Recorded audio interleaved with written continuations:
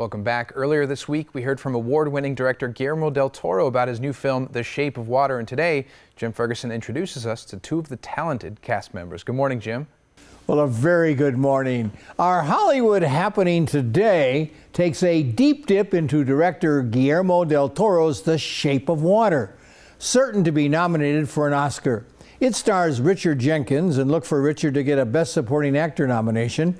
Doug Jones stars as Amphibian. His makeup and costumes are wild. Here's Richard and Doug. Doug and Richard, welcome to a state without much water. Thanks. Hey, that's not bad. That's really good. Now, this poster must look delicious to you people, I'm sure. And Doug, I'm sure you're tired of answering this, but I'd be remiss to my audience if I didn't. Of course, you know what I'm going to ask. Of course. The suit, the makeup, right. Not something that was designed in a week, right? No, it was designed over a 2-year period. For a couple of reasons, because when you're playing a fish man who has to be the romantic leading male of the movie, that presents a challenge. It has to be beautiful, believable, and sexy enough to believe to make it plausible that this woman could fall in love with him. And that the audience needs to fall in love with him too, so that they can support her while they're watching this. The other challenge was to make it different than the other Fishman character I've played for Guillermo del Toro before in the Hellboy movies. Yeah. So side by side, they have to look different. So the design and the colors and the shapes and where to place the fins and the gills was an issue, an ongoing changing issue. Yeah. Well, as an actor, you hit a home run.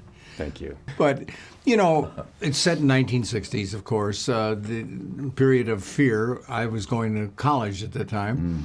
And Russian spies and all this technology that takes place. But yet, would you both agree, the bottom line to The Shape of Water, it's a beautiful love story? It is. It is. And it's about acceptance.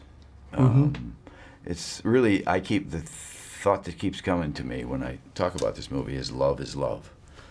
And there's nothing you can do about it. You love who water you is love. Water, the shape of water. Yeah. And water takes on whatever shape of the shape of whatever container it's in.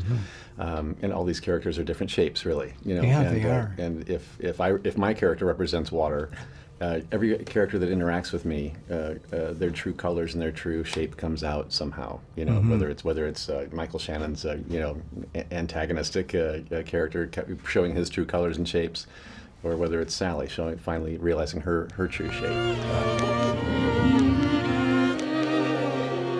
When he looks at me, he does not know how I am incomplete. He sees me as I am. J'avoue, je n'ai bavé pas vous, mon amour, avant d'avoir eu vent de vous. The natives in the Amazon worshipped it like a god. Get him out. What are you talking about? No. We need to take it apart, learn how it works. I don't want an intricate, beautiful thing destroyed. We can do nothing. I'm sorry. Don't do this, Eliza. What is she saying? Don't do this. Oh, God, it's not even human.